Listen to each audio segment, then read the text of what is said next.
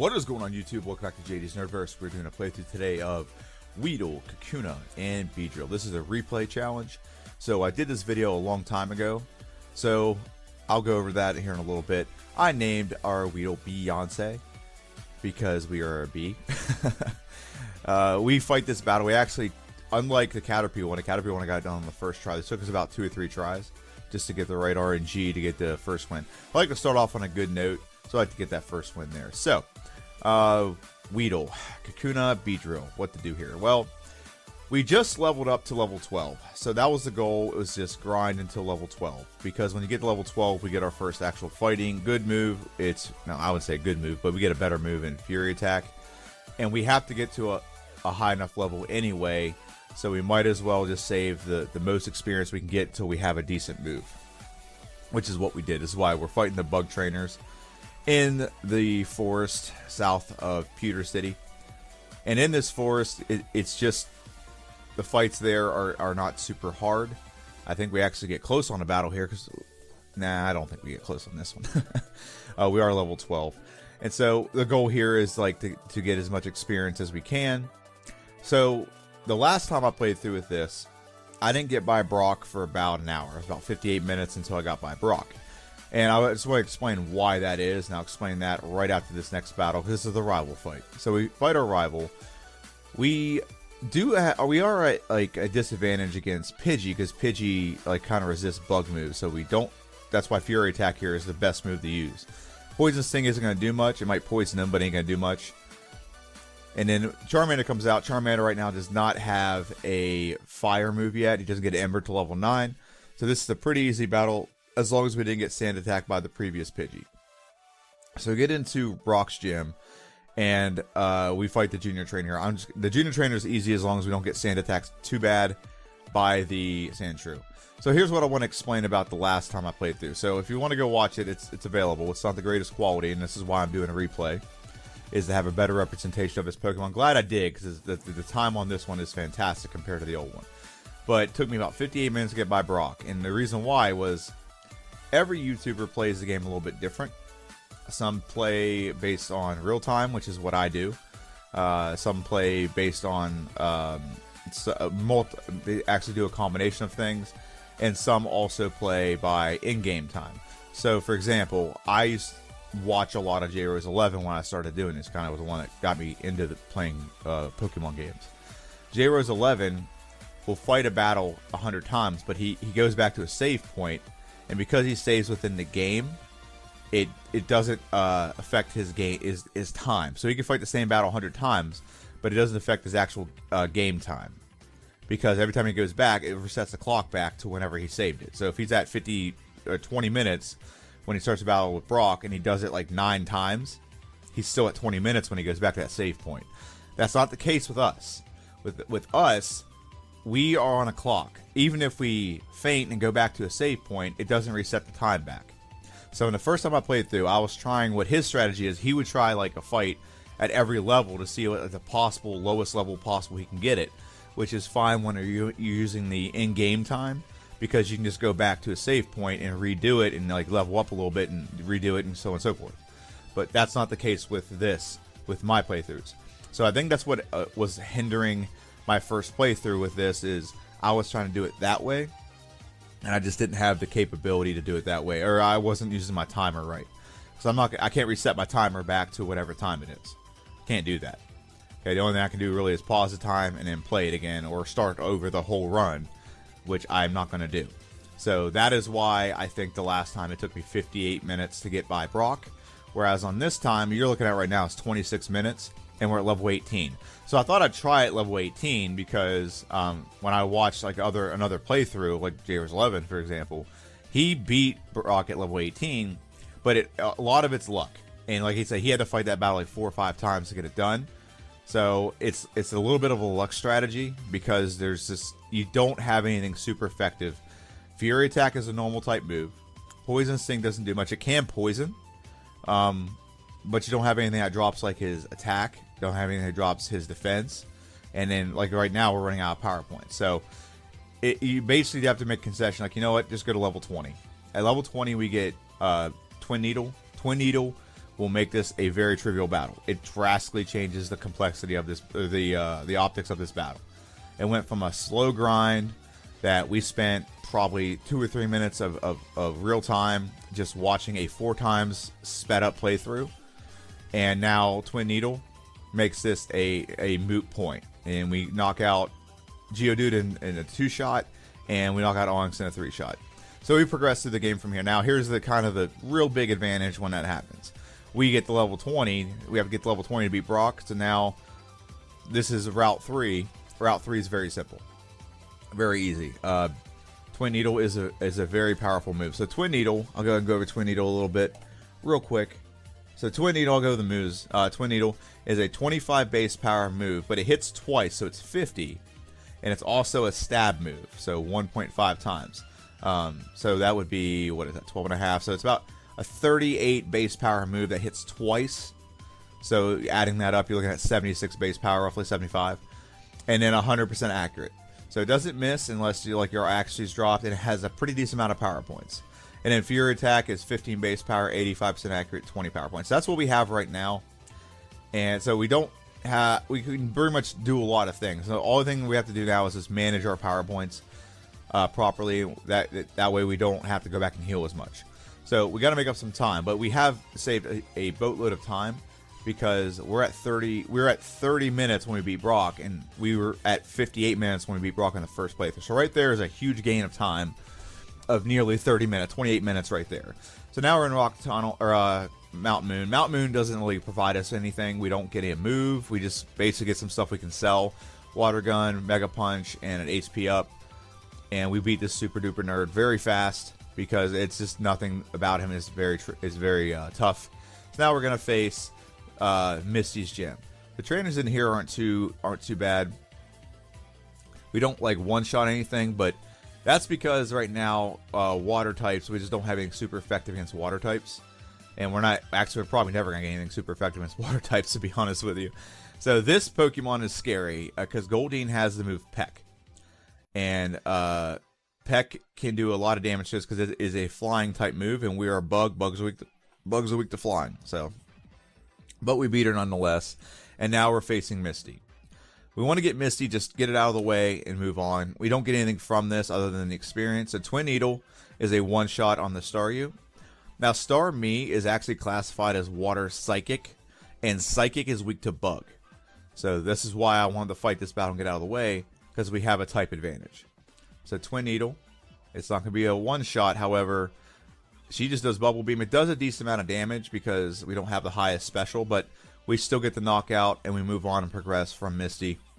It's honestly pretty easy win. And then we move on to our rival, number 3.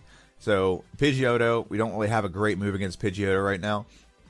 We're trying for Fury Attack. Luckily, it does not go for Sand Attack, so we don't have our move lowered.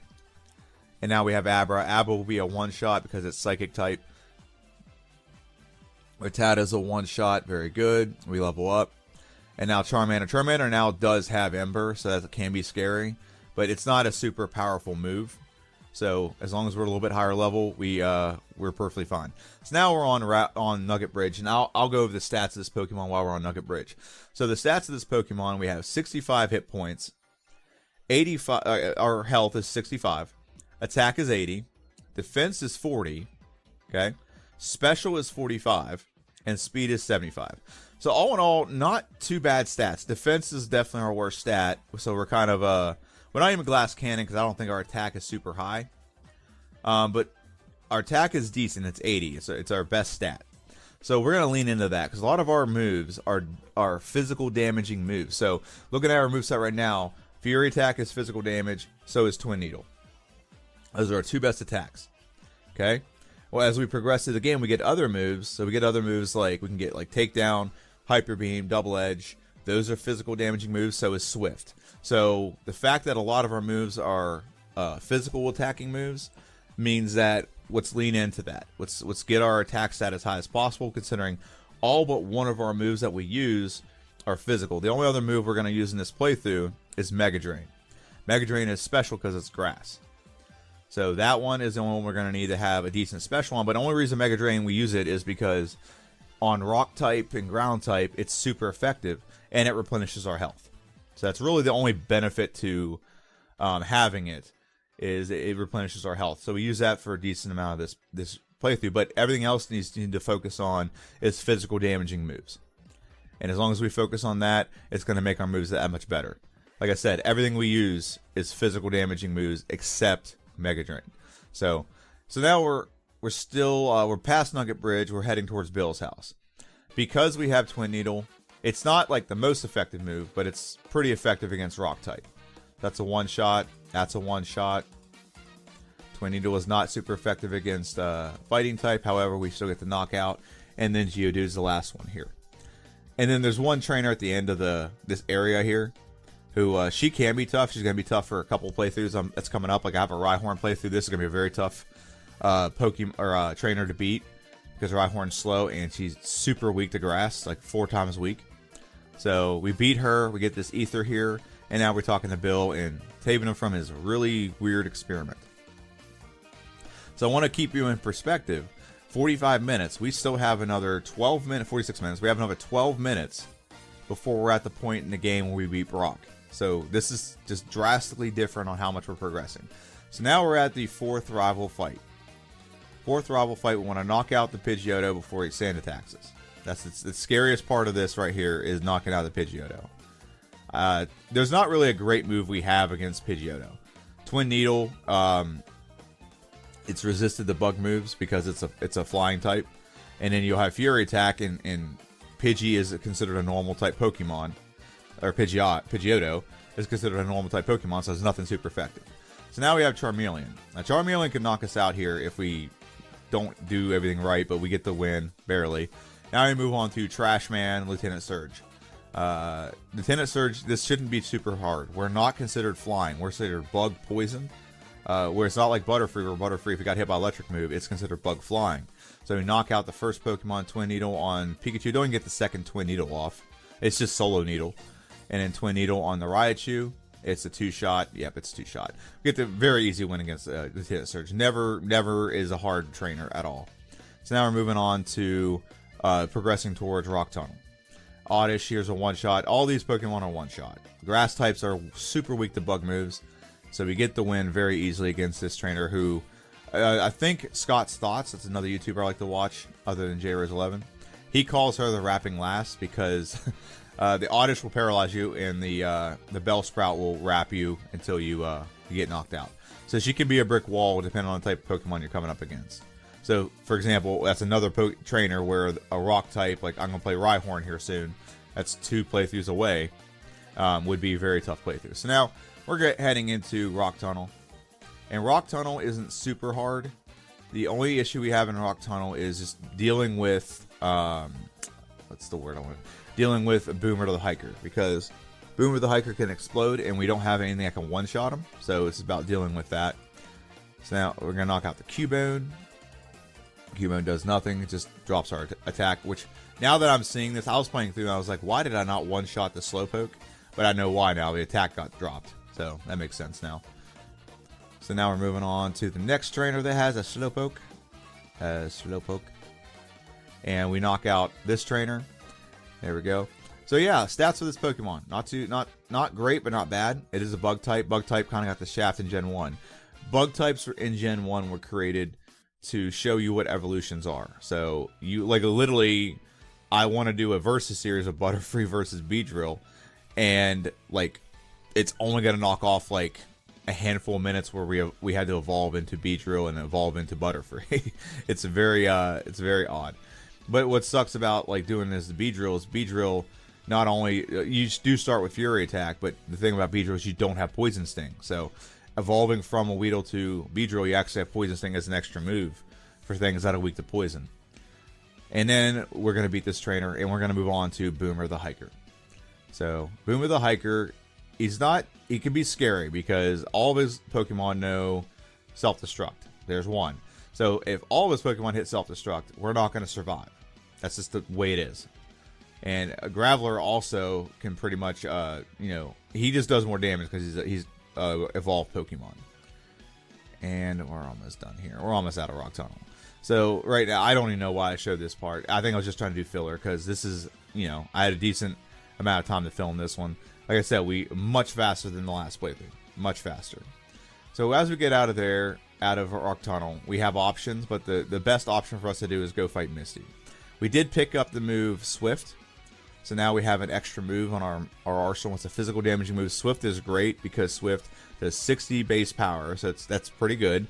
Our attack is high, so it just makes it a little bit more powerful, and it never misses. The only thing it misses on is there is a 1 in 156 chance of missing. It's a Gen 1 glitch that you have, and that it can miss with that. It can also can't hit ghosts.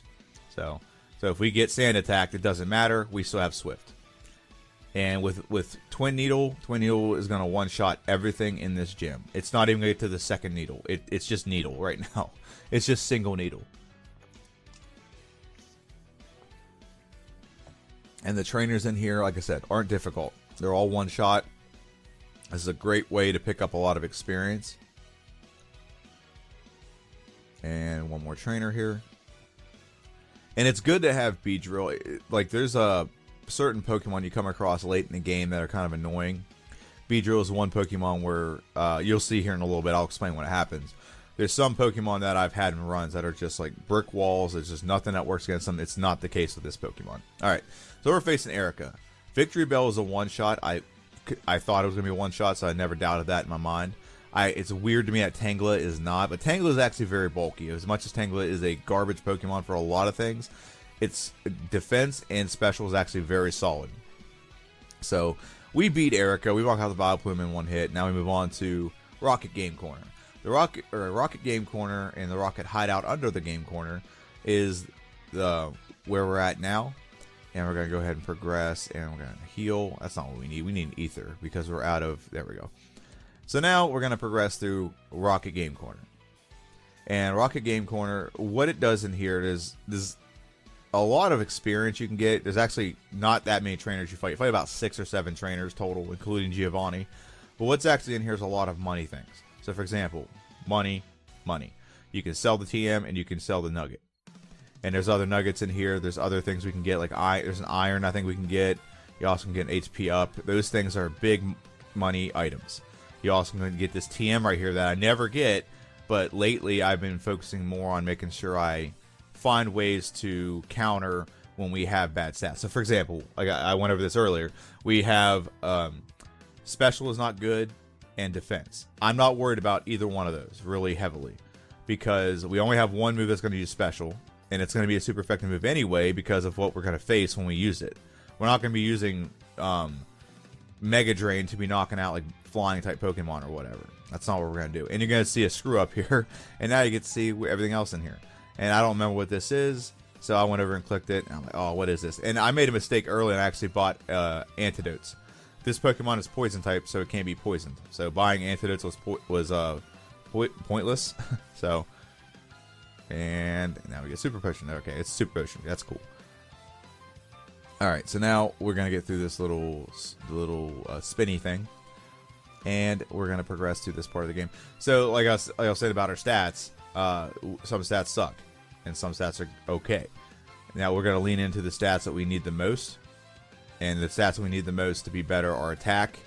Speed and special needs to be upped a little bit. Like, I'm not going to not use at least... See, right there, Mega Drain, pretty much almost one-shot Sandshrew. And it replenishes all of our health. That's why it's such a good move. And regardless of our special, it's still going to do pretty decent damage the entire time. Now, having our special boost a little bit makes it so we can take a little more damage in the Elite Four, because a lot of the moves in Elite Four are special-based. So, the focus is attack, and then speed, and then special, and then maybe defense last. That's really what our focus is with this Pokemon when it comes to vitamins. So that's one reason why we're grabbing all these items, so we can sell them to buy more vitamins. That way we have the best possible outcome at the end of the game. I didn't do that the first time. The first time I did not do that at all. I did not get vitamins. I think if I did get vitamins, I got them literally right before the Elite Four, which is kind of pointless because the way the vitamins work is they give it when you apply the vitamins and you level up. You get higher stat, like instead of like maybe your defense goes up 2 when you level up, it might go up 4, or special might go up instead of going up 3, it goes up 5. That's what the vitamins do, is when you level up, you get more bang for your buck when you do level up. So, yeah, I'm talking over the Giovanni fight because it was kind of pointless. So now we are heading to, I believe we're heading to Lavender Town. Yeah, there we go. Heading to Lavender Town, and we're going to fight our rival. And our rival number 5, this is not hard at all, and I've said this before, I truly believe that this rival was designed that you come out of Rock Tunnel like, hey, what's this? Let's go explore this. And then you come and find your rival, then you realize you need a Silph Scope, and you get out of here and go get Silph Scope. But a lot of people, after they play through one time, know, like, okay, it's kind of pointless to go in there until I have the Silph Scope, so let's go get that. And then when you come back, you're fighting your rival. And now we're, I need to talk over the rival fight. Okay, so Gyarados gets knocked out by Swift. I did say that earlier. We did add Swift. Swift's very powerful. With a good attacking Pokemon, Swift can be very powerful. So we're going to 2-shot the Charmeleon. Very good. And the Pokemon Tower, it doesn't really provide much for us other than experience and some things we can buy and sell. So I always just skip over showing that because it's not really important to the plot of the game. And now this is something that's usually an issue, but it's not an issue with this playthrough. Usually, quote unquote, I'm going to say usually, Koga's gym is difficult because poison type, and then he has a lot of psychic trainers in his gym, except for this trainer right here. This trainer right here actually makes sense. He's got an Arbok, he's got a Sand Slash, and he's got another Arbok. That makes sense. Poison type across the board. But his other trainers are jugglers that have psychic Pokemon. But what's amazing about, Beedrill is psychic Pokemon are weak to bug moves, which is what we have. We have Twin Needle, Bug Move. Easy, I would say all of them are one-shots, but I think most of them are one-shots. The Hypno is a one-shot, so yeah, super easy. Barely an inconvenience. And if you know the YouTube channel from that, comment down below. And so now we move on to Koga. So Koga, it's kind of a mixed bag, because one, we are a bug, which we are weak to poison. But we are a poison type, so it resists the poison. It's really a mixed bag. So Twin Needle is a one-shot. If we hit it, it's going to be a one-shot. Now he's using Minimize, and that's why we're missing all these attacks. By the way, I also added Swords Dance right after Pokemon Tower. So Swords Dance you can get at Silphco, 4-7. You just make sure you have the card key. And Twin Needle will knock out the Coughing. And do we one-shot the Wheezing? That is the question. And we do. We don't even get to the second Needle. That's great. So I thought it would behoove me, be in my best interest, to go fight the Cobra Kai. We don't have anything super effective against it, so we're going to take some damage back because we're not going to one-shot everything in here. But I thought it'd be in our best interest. I know for sure that we have some gyms coming up that could be tricky. Like, for example, we have our sixth rival fight, rival number 6, that's in Silphco. Always tough. Always tough. His first Pokemon is a flying type, and we have to set up on that flying type, so we could take a lot of damage. So having a couple more levels is not going to hurt. We also have the fire gym with Blaine, and we're weak to that's our biggest weakness is fire type, fire type. And then we have Sabrina, and Sabrina, like I said, we have a mixed bag with Sabrina. So bug type, cool. Our bug moves are going to be super effective against her, but her psychic moves are going to be super effective against me because I'm part poison, and bug doesn't resist psychic. So it's basically going to be a battle of who one-shots who when it comes to fighting Sabrina. And so now we're going to fight this guy. And the only real reason I like doing this as well is to get a Pokemon that can do strength. So when we win this battle, we can get Hitmonlee, Hitmonchan, and really it just lets us do the move strength. So that's what's nice about it. And we can get one Pokemon that can do it pretty much right away. And that's the only really good upside to winning this battle. So now we're facing our 5th rival fight. Alright, so our 5th rival fight, the first thing we're going to want to do is we're going to want to set up on the Pidgeot. Pidgeot, we're going to do Swords Dance. Now, Wing Attack is super effective because, again, we are bug type to flying. And she gets a critical hit. No, she didn't. Okay, it must have been a different one. Twin Needle, it's not a one-shot. We should have gone for Swift. That's our stupidity. It's my stupidity. Swift would have been better. We've just boosted our attack stat. And Swift would have been a much better. We level up here, so we lose any other badge boost, but we still keep our high attack.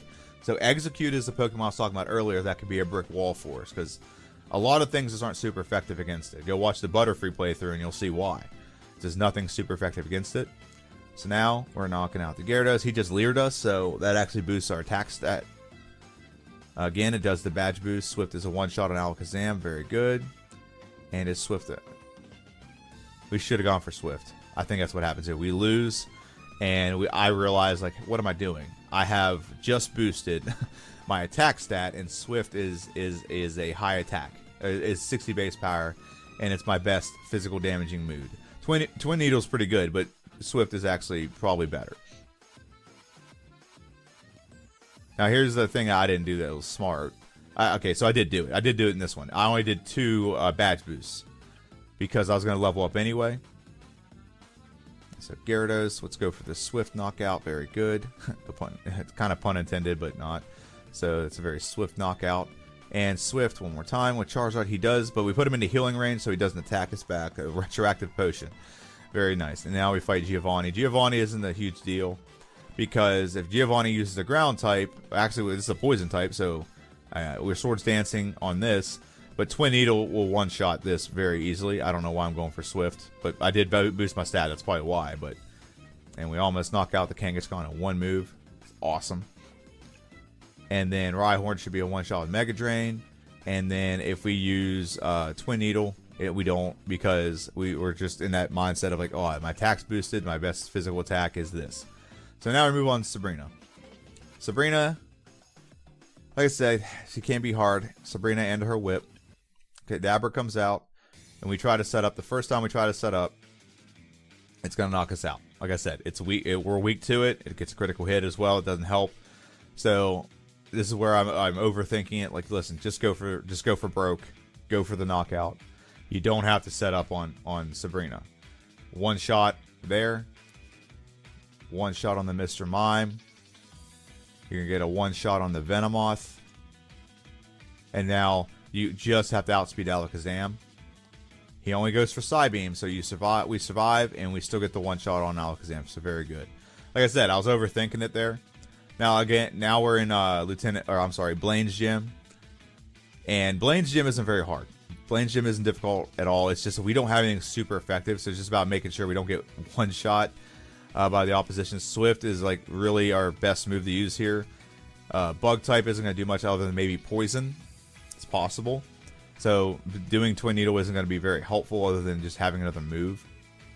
But Swift is our best move here.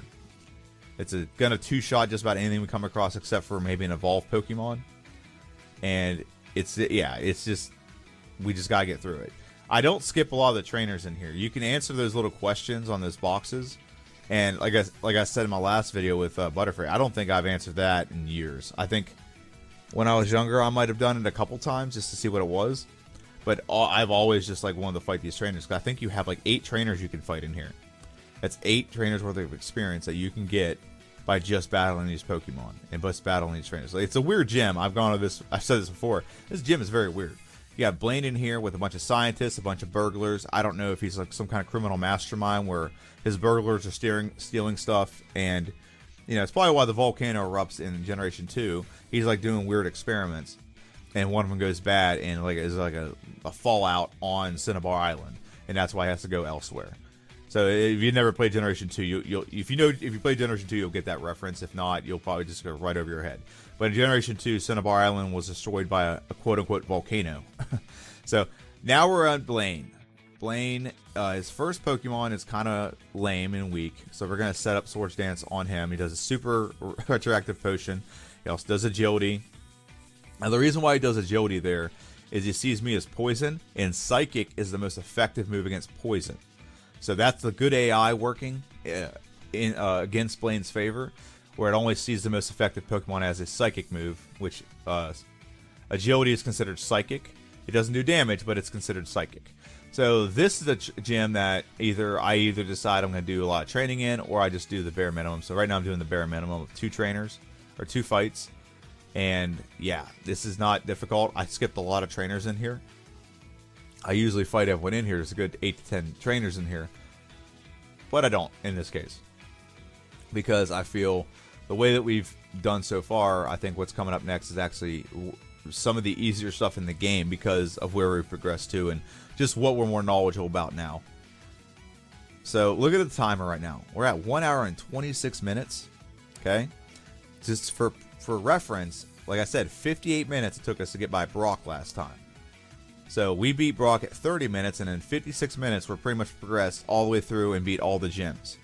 So that's the drastic difference in progression with this. But understanding, you know, we got to go to a point where we has to be a point we have to get to beat Brock. And we're beating our Giovanni pretty bad right now. So I'm sorry to talk over Giovanni fight. It's a very trivial battle. And now we're on to our rival.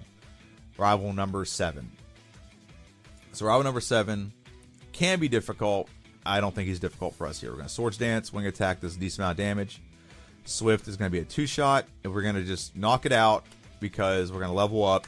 And if we need to set up on other Pokemon, we'll set up on the Rhyhorn. Because we can do it on the Rhyhorn. Here's why. We're going to replenish pretty much all of our health on this Rhyhorn. Mega Drain is going to pretty much get us a lot of our health back. Not all of it, but a lot of our health. And now it's just about sweeping the rest of the team. 1 shot on the Execute. 1 shot on the Gyarados. Alakazam should be a 1-shot as long as we outspeed. Very good. And the last Pokemon, last but not least, Charizard does Flamethrower. We survive on the sliver of health. And Swift, we don't knock it out, but it put it in healing range, and we knock out the Charizard. Very good, very good, very good, very good. So now we're moving on to Lorelei. Lorelei, her first Pokemon is Dugong. Dugong has Rest. Rest is considered Psychic type. This is why it just spams Rest. It's just going to spam Rest until I knock it out. Okay, we also got rid of Swift and added Hyper Beam.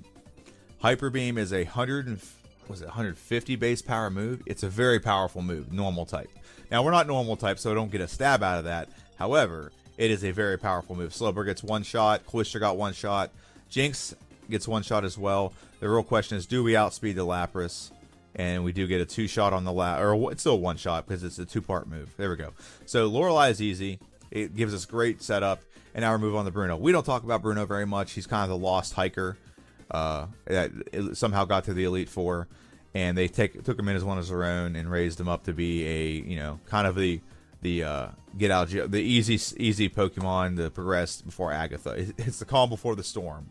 So we set up on we set up on the Onix. Onix doesn't have much to do anyway. We can replenish any health that he does anyway. Just like the second Onix we fight, we can get a Mega Drain, we knock out Hitmonlee and Hitmonchan, and now we're just on to Machamp. Is Machamp a 1-shot? It is a 1-shot. Hyper Beam's great, but if you don't knock it out in one move, you do have to have a turn to recharge because it takes so much energy. So now we're in here. I don't know why we're pausing. We're saving. That's what it is. So we're going to go give a Rare Candy. That way we don't level up middle of battle. We did not have to do a full restore or an elixir because we took no damage from what's his face, Bruno. So Agatha Lottery. So Agatha, as long as we don't get put to sleep, we're fine. He misses the hypnosis. I just want to do 1 more so that I have a little bit more of a boost in our attack. So Golbat comes out. Hyper Beam is a 1-shot. Very good. Haunter comes out. Twin Needle. It's a 1-shot. Very good. Arbok comes out. Hyper Beam is a 1-shot as well. And then last but not least is the Gengar. Well, I guess it is least because it's the lesser of 2 Gengars. It's a higher level but doesn't have a hypnosis. But it has Dream Eater, so it doesn't make sense. Anyway, we beat Agatha. Agatha was pretty much a cakewalk there. And now we're moving on to Lance, who has Dragon type. Dragon type Pokemon. We don't have an Ice move here that we can counter. However, as long as we can set up, we can knock him out pretty easily with Hyper Beam. Hyper Beam is very powerful, and when we get our attack stat boosted, it does so much damage. It does so much damage. So Gyarados comes out. We're going to do Swords Dance. It's going to use Leer. Hyper Beam does actually a boatload of damage to me. So Hyper Beam is a 1-shot on the Gyarados. 1-shot on the Dragonair. Also 1-shot on the Dragonair. So Hyper Beam is 90% accurate. So it's always scary because you may miss. And then Dragonite, it's not a 1-shot, but agility because I'm poisoned. Psychic to the computer, Psychic is the best move. So it just does agility. It also would have done Barrier too. And if I would have knocked out the Dragonites, they'd have done, or Dragonairs, they'd have done the same thing. So we are at 1 hour and 32 minutes and 54 seconds. We've gotten to the champion. Right now we're just healing, doing full restores.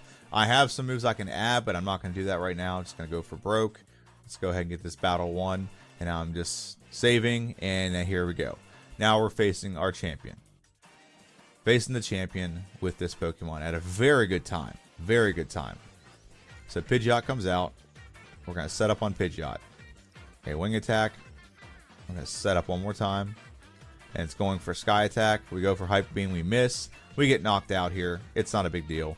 We can go right back to where we were. That's why we saved it. And we're going to try this again. So I think what the strategy here is instead, let's just knock out this Pokemon and not give him a chance to knock us out. It sucks that Pidgeot is the first one that we have to set up on, because it's the one we're weak to. Swords Dance. Wing attack. It does a decent amount of damage. Does about 40 damage to us, 48 damage. Get the knockout. Hyper Beam should also be a knockout. We also could have gone for Twin Needle there. Either one would have knocked him out. So now we'll set up on the Rhydon. The only thing it has that can really hit me is Stomp and Fury Attack, and neither one of those does a lot of damage. But like I said before, I'm going to replenish a lot of my health by just using Mega Drain on this Pokemon. Now, he did Leer twice. That initiates the Badge Boost glitch again, and Executor is a one-shot, very good. Gyarados a one-shot with Hyper Beam? Should be a one-shot, very good. And now Charizard comes out. The one thing we are most weak to, we get a one-shot with Hyper Beam, and we knock out. We level up, and we beat the champion. So I'm clicking through here, trying to get the best possible time. Let's see if we can keep this under an hour and 35 minutes. Click, click, click, click, click. Just spamming that button. Just spamming the heck out of that button. So we, yep, we're just, I click the time as whenever it says on the thing, like, that we're the champ with our time and everything. And boom. So I'm going to pause it there. Very good. So this is why I wanted to do these replays. This is a prime example. So I've only done 2 so far. Butterfree and Beedrill. Butterfree was 2 hours and 18 minutes. And we ended up beating the game at less than an hour and 50 minutes. So we saved a good 20, I think it was like an hour and 48 minutes. So it's a good 30 minutes that we saved. Now, so here is the more extreme version of why I wanted to do this. The playthrough with Beedrill, the first time I did it, was 2 hours and 30 some minutes. I just got this done in an hour and 34 minutes. That's almost, I think it was a little more than an hour. I think it's like 2 hours and 32 minutes or something like that, 30 minutes on the dot or something like that. But we just shaved almost an hour off of this playtime by a couple things. One, just knowing like what kind of playthrough we're doing. We're doing real time, so we can't keep fighting the battle over and over and over again until we win, unless it's the last battle of the game. Okay, so we didn't do that with Brock. We're just more knowledgeable about where we're going to have struggles and where we're going to have advantages, and just going to the advantages first. And then he's going to struggle, wait till we're a little higher level to deal with them a little better. And just all around just being smarter with the playthrough. And also probably using a little bit of the vitamins at appropriate times, as it helped our stats and things near the end of the game. I think actually my Elite Four run with the previous playthrough was actually a smidge better. I don't think I lost at all. But it doesn't matter. We shaved off almost an hour in time. A much better representation of this Pokemon. And that's really what I want to do with this playthrough. Is I want to give a Pokemon as good a representation I can of them playthrough. That's why when I play some, I have a bad taste in my mouth if I've made some errors. This is why I redid all the... a long time ago I did this. I redid all the starters. For that reason, is it left a bad taste in my mouth that Bulbasaur did not have a great run. Squirtle and Charmander had a great run, but not Bulbasaur. So I wanted to redo Bulbasaur to give it a much better, more accurate representation of what it can do in this game. So I'm very happy that Beedrill had a very solid playthrough as well. And let me know what you think in the comment section down below. Every Wednesday, it's either going to be a replay or it may be like a top list. So for example, all the fighting types in the game have been done. So I may be doing a fighting type ranking of who, like that may be coming up soon. It may be coming up this next Wednesday, but it's coming up soon. So something will come out on Wednesday, whether it's a ranking or whether it's a replay. I also want to consider starting into Pokemon Silver. So if you're curious as to why I choose the Pokemon Blue, Silver, those are games that I played as a kid. Those are the ones that I physically owned. I had Blue. This is why I use Pokemon Blue when I play through with Generation 1. In Generation 2, I had Silver. I had Crystal eventually, but I just always lean towards Silver. I like it. So I'll probably play through as Silver. And, I mean, I played Emerald when it comes to Gen 3s and Fire Red. So those are the other ones. But that is my video. Let me know what you think in the comment section down below. Comments and things really help. If you made it this far, please say made it, and I'll like and comment back. All right. Appreciate everyone. Have a good one, and see ya.